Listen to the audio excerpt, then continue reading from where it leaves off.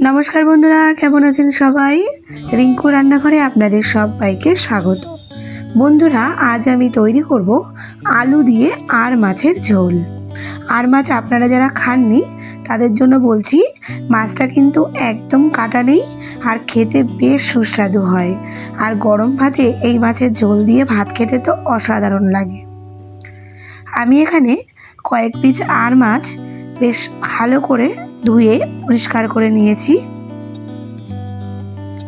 এখন আমি এর মধ্যে দিচ্ছি হাফ চামচ হলুদ, দিচ্ছি সামান্য লবণ ও 1-1.5 চামচের মতো সরষের তেল।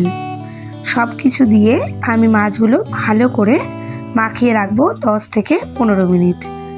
এখানে বলে রাখি বন্ধুরা, আর মাছ, বোয়াল মাছ এইসব মাছ ভাজার সময় খুব ফোটে, তাই একটু তেল মাখিয়ে মাছ ভাজলে সেটা আর কিন্তু হয় না। সাথে নিয়েছি 3টে আলু, এগুলো আমি একটু লম্বা লম্বা করে কেটে নিয়েছি। এখন কড়াই গরম করে তাতে দিচ্ছি 3 টেবিল চামচ তেল। আমি এখানে সাদা তেল ব্যবহার করছি, আপনারা চাইলে সরষের তেলও রান্নাটা করতে পারেন। আর এই মাছ ভাজার সময় তেল একটু কম দিলে কিন্তু তেলটা কম ছেটে এবং মাছটাও কম ফোটে। তো তেলটা গরম হলে আমি এর মধ্যে নুন হলুদ মাখানো মাছটা আস্তে আস্তে করে ছেড়ে দিচ্ছি।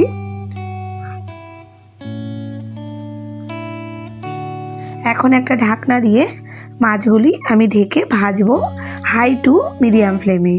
এই মাছগুলো ঢেকে দিচ্ছে কারণ যদি ফোটে তবে তেলটা ছিটে আসতে পারে, তাই সাবধান হয়ে যাওয়াটাই ভালো। এরপর ঢাকনাটা তুলে মাছগুলো আমি এপাশ ওপাশ ভালো করে ভেজে নেব।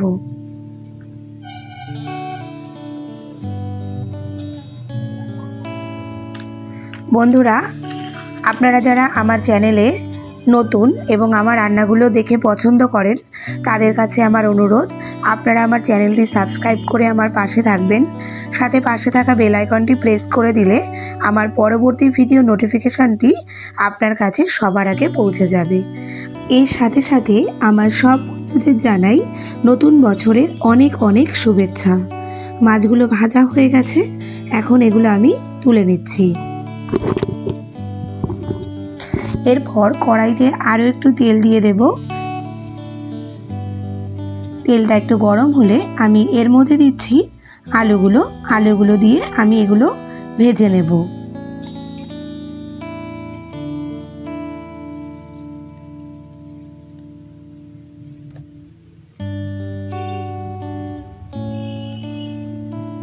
আলুগুলো দেখুন লাল লাল করে ভাজা হয়ে গেছে, এখন এগুলো আমি নামিয়ে নিচ্ছি। আলু ভাজার পর কড়াইতে আছে মোটামুটি 3 টেবিল চামচের মতো তেল। এখন তেলের মধ্যে দিচ্ছি ফোড়নে হাফ চামচ জিরা আর দিচ্ছি একটা তেজপাতা। জিরাটা একটু ভেজে নিয়েছি, তারপর আমি এখন এর মধ্যে দিলাম 2টো ছোট সাইজের পেঁয়াজ কুচি। পেঁয়াজগুলো দিয়ে একটু নেড়ে চেড়ে নেব। আর পেঁয়াজ ভাজার সময় ফ্লেমটা কিন্তু হাই রাখতে হবে।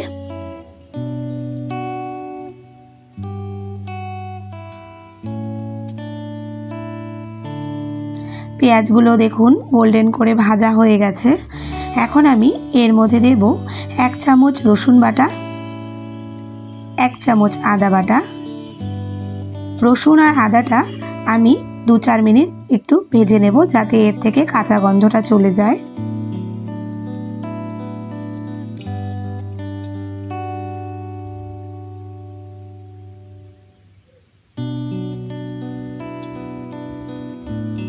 তারপর এর মধ্যে দিচ্ছি একটা টমেটো কুচি। টমেটোটা দেওয়ার পরেই দিচ্ছি স্বাদ মতো লবণ। এতে কিন্তু টমেটোটা খুব তাড়াতাড়ি নরম হয়ে যায়।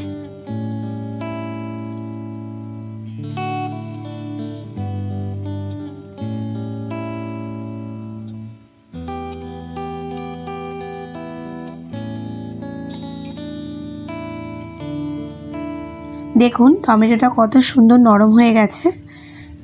এখন আমি এর মধ্যে কিছু গুঁড়ো মশলা অ্যাড করব। প্রথমেই দিচ্ছি হাফ চামচ হলুদ গুঁড়ো, দিচ্ছি হাফ চামচ শুকনো লঙ্কার গুঁড়ো, দিচ্ছি সামান্য একটু চিনি, দিচ্ছি হাফ চামচ জিরে ধনে গুঁড়ো, আর কালারের জন্য দিচ্ছি 1/4 টিস্পুন কাশ্মীরি লঙ্কার গুঁড়ো। এখন সামান্য একটু জল দেব, দিয়ে মশলাটা ভালো করে মিশিয়ে নেব।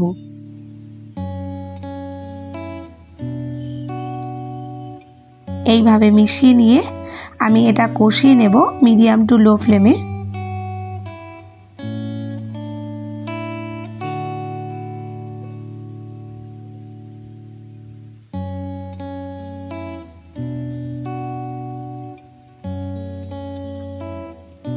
দেখুন মশলাটা থেকে তেলটা রিলিজ হয়ে গেছে। এখন এটা একটু মিশিয়ে নিচ্ছি। তারপর আমি এর মধ্যে দেব ভেজে রাখা আলুগুলো দিয়ে আমি আবারও 3 থেকে 4 মিনিট এটা কষিয়ে নেব।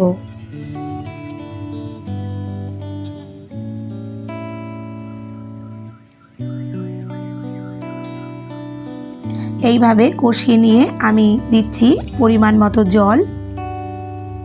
আপনারা যেমন ঝোল খেতে পছন্দ করেন সেটা বুঝেই কিন্তু এখানে জলটা ব্যবহার করবেন।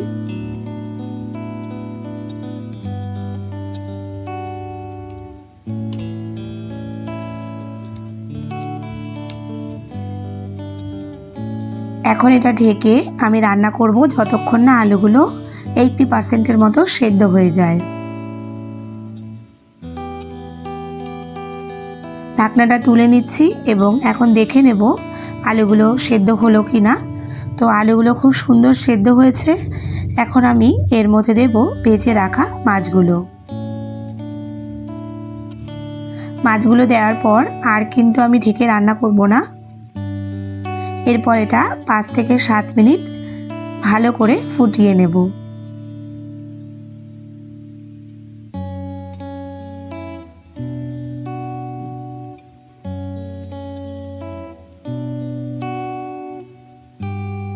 দেখুন রান্নাটা কিন্তু আমার অলমোস্ট রেডি।